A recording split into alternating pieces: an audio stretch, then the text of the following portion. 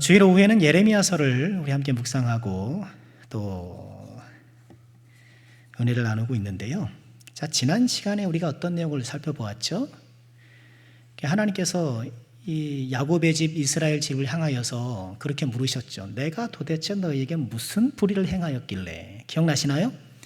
내가 무슨 불의를 행하였길래 나를 이렇게 멀리하고 헛된 것을 경배하느냐, 헛된 것을 따라가느냐. 그러면서 하나님께서 베푸르셨던 그 은혜들을 쭉 이야기하셨죠. 어떤 이야기였나요? 애굽이라는 구덩이에서 내가 건져주지 않았느냐. 사막의 온갖 구덩이가 넘치는 그곳을 통과시켜주지 않았느냐. 통과의 은혜. 그렇죠? 그리고 기름진 땅에 너희를 두어서 아름다운 것을 먹게 해주지 않았느냐. 5절, 6절, 7절 계속 그렇게 말씀하시는 거죠. 그런데 어떻게 이렇게 나를 떠나고 내가 준 땅을 그렇게 역겨운 곳으로 만들 수 있느냐, 이런 질책을 하셨어요. 그리고 그런 질책에 이런 변질에 앞장섰던 사람이 누구였나요? 이스라엘 백성들의 지도적 위치에 있던 사람들. 제사장은 여호와께서 어디 계시냐 묻지 않았고, 율법을 다루는 자는 하나님을 알지 못했고, 관리들, 이 정책 결정하는 사람들은 그 정책 결정이 하나님의 뜻에 반하는 것이었고, 또 선지자들은 바알의 이름으로, 즉 사람들이 듣기 좋은 것, 사람들의 귀를 이렇게 가려운 귀를 이렇게 긁어주는 그런 말씀만 전했다라는 거예요. 결과적으로 이스라엘은 생수의 근원인 하나님을 버렸고, 그리고 스스로 물을 보관하겠다, 담아두겠다 웅덩이를 만들었으나 그 웅덩이는 어떻다고요? 터진 웅덩이였다. 자, 하나님께서 이렇게 이스라엘 백성들을 질책하셨는데, 자, 그 질책이 계속되어집니다. 여러분, 예레미야서는 태반이 하나님께서 질책하는 말씀이에요. 아이고, 오늘도 질책이구나, 오늘도 책망이구나. 여러분, 인내하셔야 합니다. 예레미야서는 태반이 질책과 책망의 말씀이에요. 자, 오늘은 어떻게 질책하시나? 14절 보실까요? 이스라엘이 종이냐 시종이냐 어찌하여 포로가 되었느냐. 지금 하나님께서 질문하시죠. 근데 이런 질문을 수사적 질문이라고 얘기를 해요. 그러니까 뭘 몰라서 궁금해서 하는 질문이 아니라 이어지는 뭔가 이야기를 하려고, 또 수사적인 말씀을, 메시지를 전하려고 하는 질문인 거예요. 그러니까 앞서 우리가 4절에서 보았던 것처럼 내게 무슨 불의를 보았길래 나를 떠나느냐, 이런 것도 역시 수사적 질문인 거예요. 자, 뭐라고 질문하시나요? 이스라엘이 종이냐 시종이냐 어찌하여 포로가 되었느냐. 너 종이니? 너 시종이니? 왜 이렇게 포로 가운데 살아가니? 그런 말씀인 거예요. 자, 그런데 이 14절 말씀에서 종이라고 말씀하신 이 단어는 에베드라는 단어이고요. 이 시종이라고 번역한 이 단어는 예리드 바이트가 집이거든요. 집에서 난 자라는 뜻이에요. 여러분, 종이 어떻게 하면 종이 되나요? 고대 사회에서 종이나 노예가 되는 것은 전쟁 포로가 되거나, 아니면 빚을 졌는데 미처 갚지 못하거나, 이런 사람들이 종이에요. 종이 되는 거예요. 반면에 시종은 뭐예요? 내가 태어나 보니 종인 거예요. 엄마 아빠가 종인 관계로 나도 그냥 혈통에 따라서 종이 된 거예요. 종과 시종의 차이는 뭐겠습니까? 어느 날 종이 된 사람은 자유했을 때의 기억이 있어요. 종이 되기 전에 기억이 있단 말이야. 내가 그때 자유롭게 물고기도 잡고 농사도 짓고 했던 그런 기억이 있단 말이에요. 반면에 시종은 있어요, 없어요? 그런 기억이 없지요. 이게 차이가 있는 거예요. 그러니까 이스라엘 백성이, 야, 너희들 종이냐? 종뿐만 아니라 시종이냐? 그러니까 이스라엘 백성들이 종이 되었을 뿐만 아니라 시종이 된 거예요. 얼마간에는 자유에 대한 기억이 남아 있었으나 시간이 지나면서 그 기억도 완전히 잊어버린 시종이 되고 만 거예요. 한동안은 그래도 은혜의 기억이 있고, 내가 또 하나님과 함께 했고 막 섬겼고 막 그런 은혜의 추억들이 있는데, 어떤 이유로 해서 그 추억이 옛 이야기가 돼버렸고 이제 점점 그런 기억마저 사라져 버리는 거예요. 시종이 되는 거예요. 종이 계속 살면, 종으로 살면 시종이 되는 거예요. 우리도 혹여 시종이 되지 않도록, 그렇죠, 하나님께서 베풀어 주신 은혜의 추억들이 사라지지 아니하도록, 그래서 종이 시종이 되지 않도록 우리는 자유인이잖아요. 그러니까 세 종류의 사람이 14절에서 묵상되는 거죠. 자유인이란 말이에요. 하나님의 은혜 가운데 마음껏 은혜를 자유롭게 누리는 사람, 그런 자유인이 있고, 그런 자유가 옛 이야기가 되어버린 사람, 그리고 그 옛 이야기조차 완전히 사라져버린 사람, 자유인이 있고 종이 있고 시종이 있는 거예요.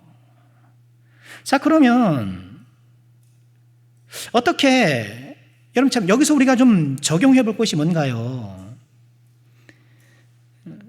우리가 신앙유산을 상속해 주지 못할 때 자칫 시종이 생길 수 있죠.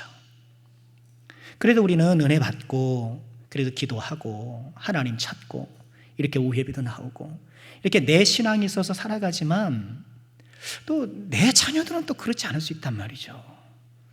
하나님에 대한 은혜도 모르고 또 하나님과 함께하는 그런 믿음의 생활도 모르고, 나는 그렇게, 그래도 나는 종이라고는 할 수 있는데 혹여나 내 자녀와 내 후손이 시종이 되어지는 거 아닌가.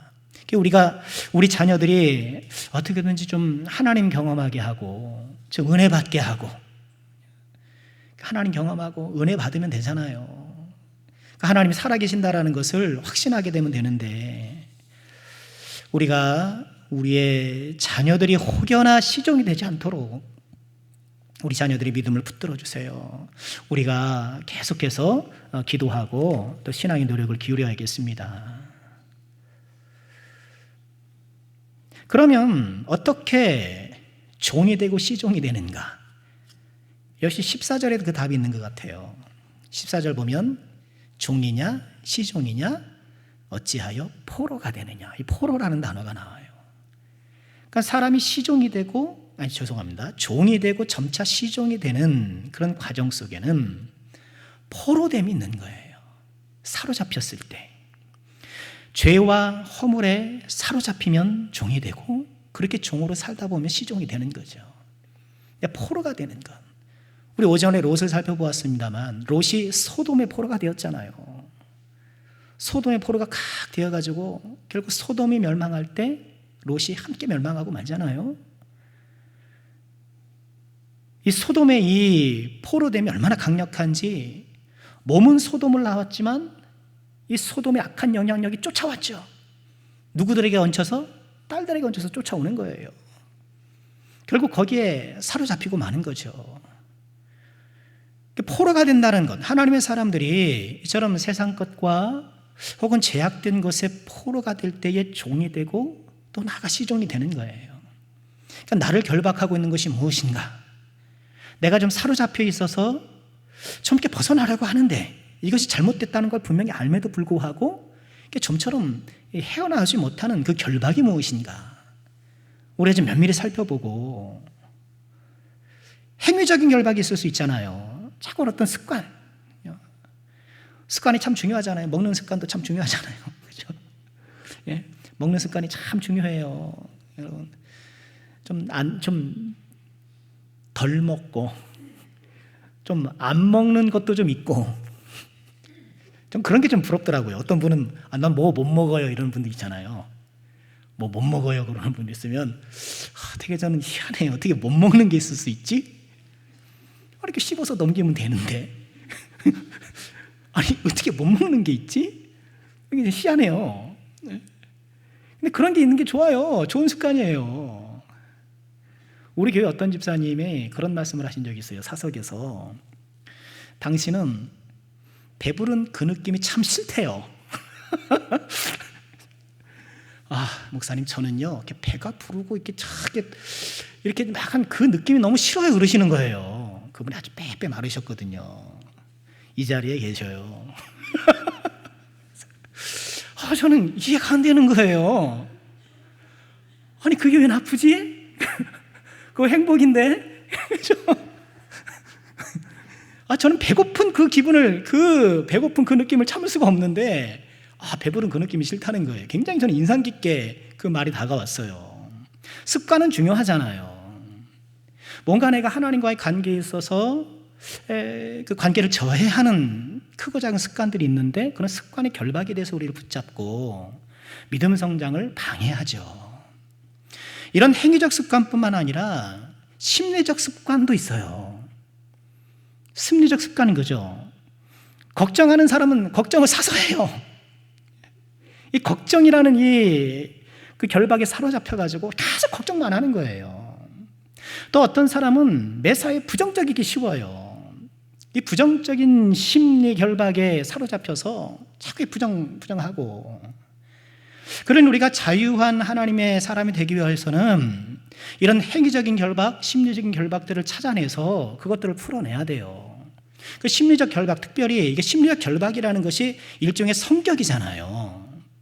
우리가 하나님 앞에서 내가 성장한다라는 것, 내가 점점 나의 성품이 성숙해 간다는 그 부분에 있어서는 성격의 조정과 변화가 반드시 포함이 돼요. 그렇죠. 내가 성품이 성숙해 간다는 과정 속에는 내 성격이 조정되는 과정이 반드시 들어가야 돼요. 막 탁탁탁 털어지는 그런, 혹은 그런 성격이 좀 부드러운 성격이 되고. 그럼 성격은 참 중요한 거예요. 가만 보면 어떻게 살아요? 다 성격대로 살아요. 가만 보세요. 성격대로 살아요. 성격이 둥글둥글한 사람은 이렇게 둥글둥글하게 살아요. 성격이 예민하고 날카로운 사람은 이렇게 신경 쓰는 것도 많고, 그죠? 예민하고 그렇게 되는 거예요. 사람은 성격대로 살아요. 거룩한 성품이 될 때에는 성격의 조정과 변화가 있다, 동반된다는 것을 기억하시고, 행위적 결박뿐만 아니라 이런 심리적 결박에서도 자유하기를 찾아서 빨리 벗어나야 돼요. 자, 이스라엘 백성들에게 너희가 종이냐 시종이냐 왜 포로가 되었느냐 이렇게 말씀을 하시면서, 자, 종이 되고 시종이 된 그 결과가 15절에 나와요. 그 결과가 뭔가요? 15절 같이 읽어보실까요? 어린 사자들이 그를 향하여 부르짖으며 소리를 질러 그의 땅을 황폐하게 하였으며 그의 성읍들은 불타서 주민이 없게 되었으며, 이렇게 종이 되고 시종이 되고 죄의 종이 되고 시종이 된 결과 어린 사자들이 나타나서 부르짖고 땅을 황폐하게 하고 성읍을 불태웠다, 이렇게 얘기를 해요. 이 어린 사자가 누굴까요? 이 어린 사자는 이스라엘 백성들을 심판하기 위해서 하나님께서 세우신 이방 민족들을 은유하는 표현이에요. 사자, 어린 사자. 이 어린 사자라는 이 표현이 다른 구절에서는 젊은 사자로 번역이 돼요. 힘찬 젊은 사자. 여러분 그렇잖아요. 젊은 사자. 우리 사람도 젊었을 때, 그죠? 젊었을 때 막 이리 뛰고 저리 뛰고 철을 씹어 먹어도 다 소화가 되고, 그죠? 막 한때 다 그랬잖아요, 그죠? 아니신가요? 쌀도 한 2가마 정도 다 그냥 머리에 이고, 예? 젊었을 때는 용맹하고 강건하고 힘이 넘치는 거예요. 젊은 사자가 얼마나 용맹하겠습니까? 어떤 짐승도 이 젊은 사자의 가는 걸음을 막을 수가 없는 거죠. 대적할 수가 없는 것이죠. 이방 민족이 이처럼 어린 사자처럼 이스라엘을 향하여 부르짖고 그 땅을 황폐하게 하고 성읍을 불태우고 주민을 없게 하고 그랬다는 거예요. 이게 역사적으로 일어났잖아요. 그냥 이게 하는 말이 아니라 아수르가 쳐들어와서 북이스라엘이 그렇게 멸망했고, 이제 남유다도 이 예레미야 시절에 누구의 지금 공격을 받고 있어요? 바벨론의 공격과 위협을 받고 있는 거예요. 자, 어린 사자들이 종이 되고 시종이 된 결과 어린 사자들의 이런 공격. 자, 16절에 보면 종과 시종이 된 또 하나의 결과가 나오는데, 놉과 다바네스의 자손도 내 종소리를 상하게 했다. 이 놉이라는 것은요, 자, 우선 이 16절의 표현에서 뭐가 중요하냐면 놉과 다바네스의 자손도예요. 도. 자손도. 근데 이 도라는 이 조사가 붙는다는 것은 어떤 뉘앙스를 주나요? 이 놉과 다바네스는 나를 상하게 할 것으로 예상되지 않았는데, 그럴 것 같지 않았는데, 아니 어린 사자뿐만이 아니라 얘네들도 나를 상하게 하네, 이거예요. 본래 그럴 것 같지 않았는데 이것들이 나를 공격한다는 거예요. 더군다나 정수리를 상하게 했으니까 오히려 더 치명적인 상해를 입혔다는 거예요. 정수리 급소잖아요. 머리를 상하게 했으니까요. 자, 놉은 무엇인가? 놉은요, 고대 애굽의 수도예요. 고대 애굽의 수도. 그러니까 지금은 카이로가 수도인가 그럴걸요, 이집트에. 그 카이로 부근, 나일강 부근에 있었다고 해요. 그러니까 애굽의 도시고요. 근데 이 애굽의 이 수도를 이스라엘 백성들이 부르는 이름이에요. 그러니까 중국의 수도가 베이징인데 우리는 베이징이라고 안 부르잖아요. 북경 뭐 이렇게 부르잖아요. 그런 것처럼 노비라는 것은 고대 애굽의 수도를 이스라엘 사람들이 부르는 거예요. 그 영어 성경을 보면 멤피스로 다 번역을 했거든요. 근데 이 멤피스가 애굽인들의 발음을 그렇게 음역해서 부른 거라 그래요. 그리고 실제로 미국의 미시시피 강 유역에는 이 멤피스라는 도시가 있는데 여기서 이름을 따온 거라 그래요. 그러니까 놋은 제휴법이에요. 애굽을 뜻하는 제휴법이에요. 그러니까 평양에서 왔습니다. 그러면 북한에서 왔다는 말인 것처럼 이 놋이 애굽 전체를 대변하는 거예요. 다바네스는 애굽 북동쪽 국경지대예요. 그러니까 애굽에서 북동쪽이라고 하면은 이스라엘 접경 지역이거든요. 그러니까 이스라엘에서 애굽으로 내려갔을 때의 경계를 벗어나서 거의 처음으로 만나는 도시가 이 다바네스예요. 이 다바네스에는 이스라엘 사람들이 많이 거주했던 것으로 보여요. 지금 정세가 불안하니까 아유, 이 불안해서 못 살겠어. 우리 다른 데로 갑시다 하면서 이제 이집트로 내려왔고 거기에 이제 사람들이 모여 사는 곳이죠. 그 예레미야를 계속 읽어보면 나중에 바벨론에 의해서 멸망하거든요. 그런데 요하난이라는 그 인물이 바벨론이 세운 총독 그다랴라는 사람을 암살해요. 암살했으니까 어떻게 해야 될까요? 암살한다면 어떻게 해야 돼요? 안 해봐서 모르죠. 도망가야죠. 도망가야 돼요. 어디로 가겠습니까? 애굽으로 도망가는 거죠. 근데 도망가는데 혼자 가지 않고 예레미야를 잡아가요. 예레미야를 사로잡아서 가고, 그래서 예레미야가 거기서 순교하지 않았겠는가, 그렇게 사람들은 추정을 하는데, 근데 이렇게 애굽으로 망명 혹은 도망할 때에 우선 찾았던 곳이 다바네스였던 것처럼 유대인들이 많이 모여 살아 있었고요. 모여 살던 곳이죠. 그러니까 놋과 다바네스의 자손도 내 정수리를 상하였다라는 것은 애굽도 내 정수리를 상하겠다라는 거예요. 그러니까 놋은 애굽의 수호로서 유명한 도시고, 이 다바네스는 유대인들에게 친숙한 도시. 그러니까 우리를 치면 이 놋은 미국의 뉴욕, 그리고 다바네스는 LA, 우리 한인들이 많이 사는, 그렇게 보시면 돼요. 결국 믿었던 애굽에 오히려 정수리를 얻어맞는 결과를 얻게 되었다라는 거예요. 안타까운 노릇이죠. 실제로 그랬어요. 지금 애굽이 도와줄 걸 믿고, 나중에 시드기야 왕도 그랬잖아요. 애굽이 도와줄 걸 믿고 바벨론에게 대적했는데 안 와요. 애굽이 도와주러 안 와요. 어떻게 해요? 그냥 뭐 바벨론에게 얻어 터진 거죠. 자, 이런 결과가 근데 어디서 초래되었는가?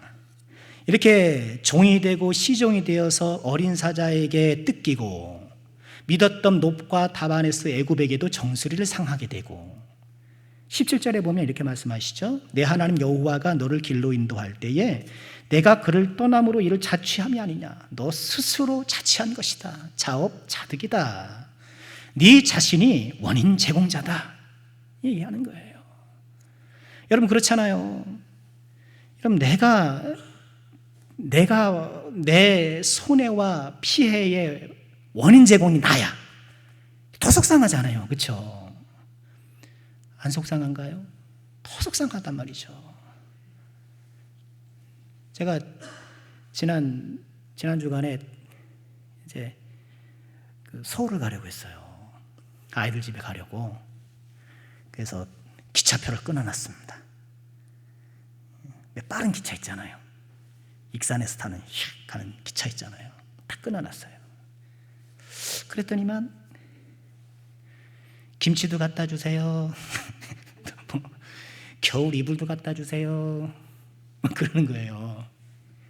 차를 가져가야 되겠더라고요. 그래서 또 알았다.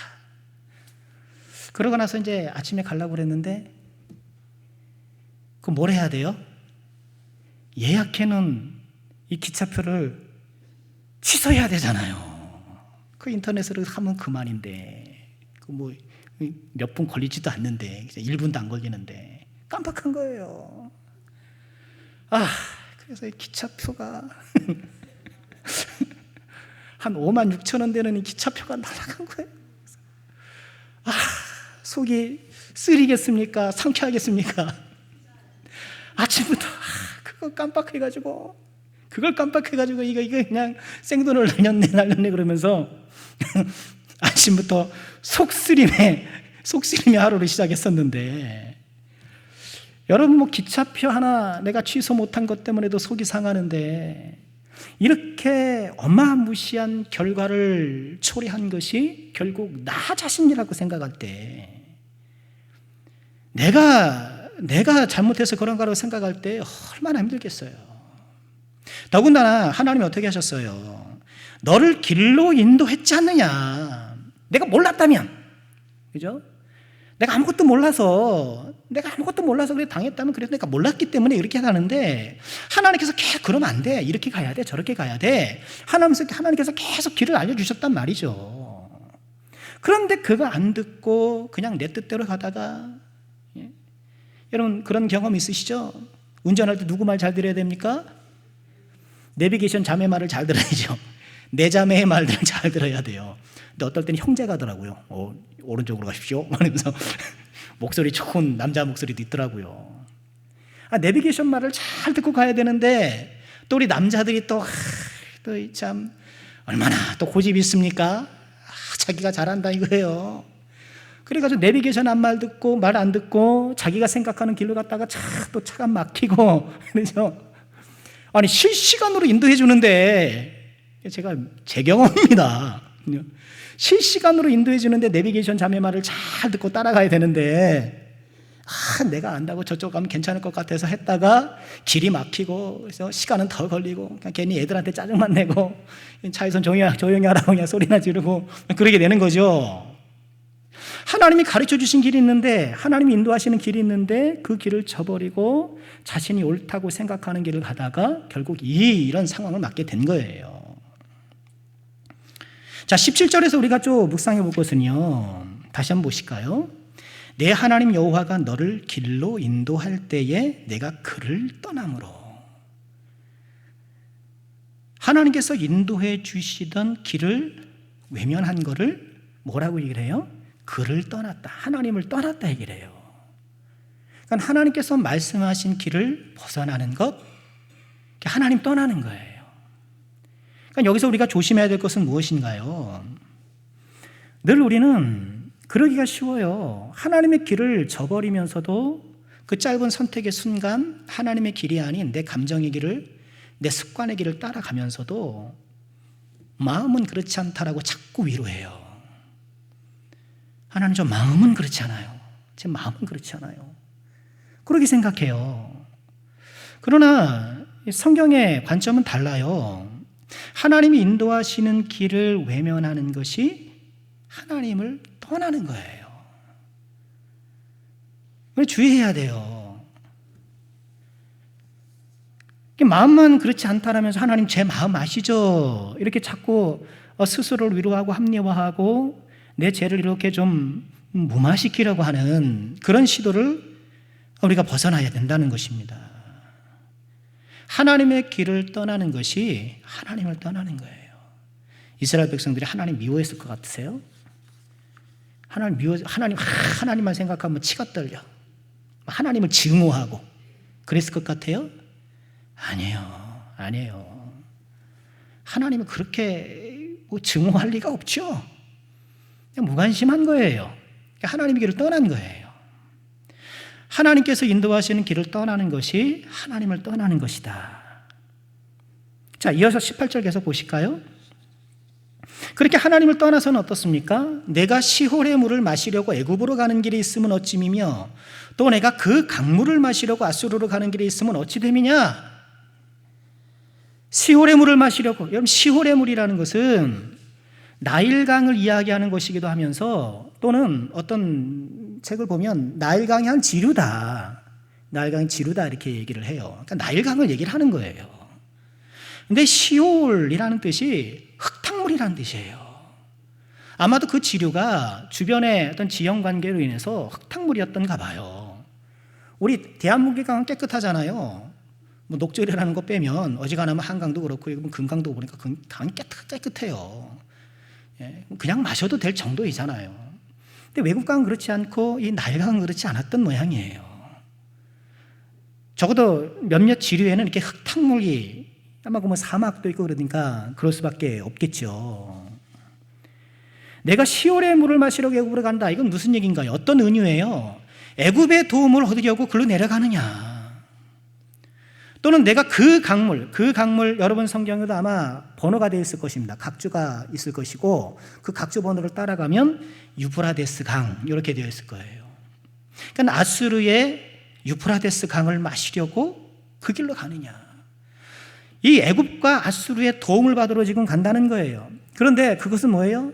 그 이름 시올의 물이라는 그 이름처럼 흙탕물이라는 거예요. 지금 바벨론 때문에 나라가 지금 풍전등화의 위기에 지금 덮쳐 있고 이게 뭐 살까 말까 이게 뭐 이런 위기 상황에서 하나님께 나아가고 하나님께 회개하고 하나님께 도움을 구하는 것이 살 길임에도 불구하고 그 길을 버리고 지금 어디로 달려가는 거예요? 애굽 달려가고 아수르 달려가. 여러분 아수르는 북이스라엘을 멸망케 한 그런 나라잖아요. 그리고 히스기야 때는 남유다도 공격했던 나라잖아요. 근데 그런 과거의 역사는 지금 옛 이야기예요. 지금 바벨론이라는 강자가 나타났기 때문에 아수르와 애굽이 동맹하는 거예요. 그리고 동맹에 편승해서 지금 유다도 거기서 뭔가 좀 살 길을 찾으려고 지금 외교적인 노력을 하고 있는 것이거든요. 네가 도움을 구하려고 애굽으로 날아가고 아수르로 가려고 그런 거 너 시올의 물에 마시는 거 불과하다. 흙탕물에 불과하다. 그 흙탕물 아니냐. 흙탕물에 불과하다는 거예요. 앞서 하나님께서 우리가 지난주에 살펴본 것처럼 이스라엘이 두 가지 죄악을 어떤 두 가지 악을 저질렀다고 말씀하셨습니까? 생수의 근원이 나를 버렸다. 하나님이라는 생수를 저버리고 지금 어디 가고 있다는 거예요? 애굽의 흙탕물. 예. 애굽의 흙탕물 찾으러 가고 있다는 거예요.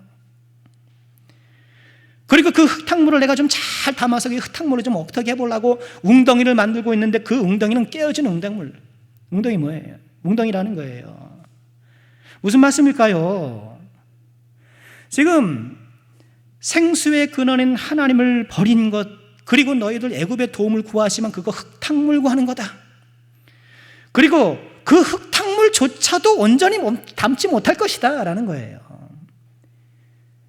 내가 구하려는 내 인생의 안전과 내 인생의 평강을 위해서 갈구하는 게 세속의 세상적인 모든 것들은 궁극적으로 흙탕물에 불과한 것이요, 그런 흙탕물조차도 온전히 담지 못할 것이다 라고 얘기를 하시는 거예요. 참 안타까운 결과죠. 하나님께서 은유와 비유를 통해서 얼마나 분명하게 그리고 얼마나 생생하게 말씀하십니까? 생수의 근원을 버리고 흙탕물을 찾고 기가 막히지 않습니까?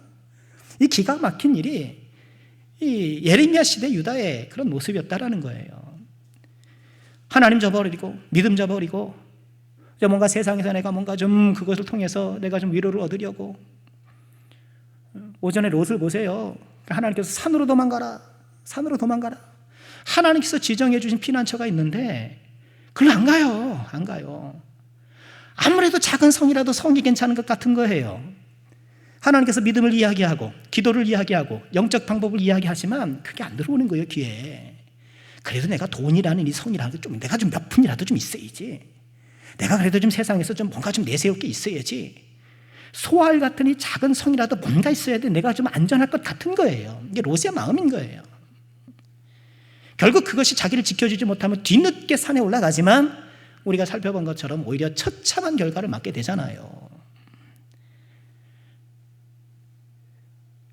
세상으로 전하고 세상에서 뭔가 생수를 얻으려는 내 영혼의 갈증을 세상 방식으로 해소하려는 것이 얼마나 어리석은가를 거듭 지적하고 계시는 것이죠. 오늘 말씀의 결론입니다. 19절 보실까요? 내 악이 너를 징계하였고 내 반역이 너를 책망할 것이다. 네가 저지른 악이 결국 너를 징계할 거다. 자업자득이란 말씀이죠. 그런즉 내 하나님 여호와를 버림과 내 속에 나를 경외함이 없는 것이 악이요 고통인 줄 알아. 지금 뭔가요? 지금 너희들이 이렇게 악을 행하고 그로 말미암아 고통을 자취하게 된 것 나를 경외함이 없기 때문이다 말씀하시죠. 그러니까 하나님께서 지금 여러 가지 원인을 비유적으로 표현하시죠. 네가 종이 되었고 시종이 되었고 포로가 되었고. 근데 19절에서 말씀하시는 이런 이스라엘의 악과 고통의 원인은 뭐예요? 하나님 경외하지 않는 것. 다시 말해 하나님 무서운 줄 모르는 것. 그거예요. 정말 그렇죠. 결국 이스라엘 백성들이 포로가 되고 종이 되고 시종이 되고 어린 사자한테 활킴을 당하고 뭐 이런 우리가 살펴본 모든 이런 상황 가운데에 빠지게 된 것은 거슬러 올라가면 하나님 무서운 줄 모르는 거예요. 하나님 무서운 줄 모르고 그냥 마음이 굳어져 버린 것이죠. 우리 안에 하나님 두려워하는 마음이 좀 다시 살아나야 돼요.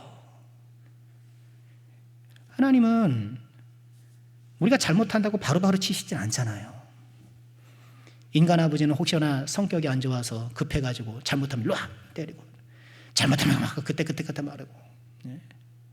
그렇게 인간 아버지는 하는지 모르지만 우리 하나님께서는 하나님 아버지는 그렇게 안 하시잖아요. 별일 없어요. 내가 이렇게 악을 행하고 또는 세상과 적절히 타협을 해도 별일이 일어나지 않는 거죠. 그러나 별일이 일어나지 않는 것이 아니에요. 하나님은 다 보고 계시고 다 기억하고 계시고 다 계산하시잖아요. 나중에 하나님 앞에 설 때에 하나님께서 내미신 계산서를 보고 우리가 당황하면 안 되잖아요. 당황하면 안 되잖아요. 하나님 두려워할 줄 아는 것, 아버지 하나님의 부성적인 노를 의식할 줄 아는 것, 그것이 우리가 종이 되고 시종이 되는 것을 막아주고 또 경각심을 갖게 되고 우리에게 약이 되는 것이죠. 자, 말씀을 마치겠습니다. 하나님을 두려워하지 않았던 이스라엘이 종이 되었고 나아가 시종이 되었고 그 결과 어린 사자로 젊은 사자로 나타난 이방 민족에게 황폐하게 되고 또 그들이 의존했던 나라들에게는 정수리를 얻어맞고 그런 가운데 흙탕물이라도 좀 얻어볼까 하고 나가지만 그것으로는 이 기울어진 사태를 바로잡을 수 없고 유다 이스라엘이 점점 가라앉고 있는 거예요. 무너져가고 있는 거죠. 자, 우리 오늘 말씀을 교훈 삼아서 우리는 하나님을 건강하게 두려워할 줄도 알고 우린 종과 시종이 아니라 은혜 안에 자유를 누리고 자유를 관리하고 자유를 잘 붙들고 사는 사람이 되어야 되겠고 시올의 물이 아닌 생수 되신 여호와로 말미암아 우리 영혼의 갈증이 해소된다는 것을 기억하고 참 믿음 안에 나아가는 우리 모두가 되어야 되겠습니다. 이번 한 주간도 주 안에서 승리하시기를 주님의 이름으로 축원합니다.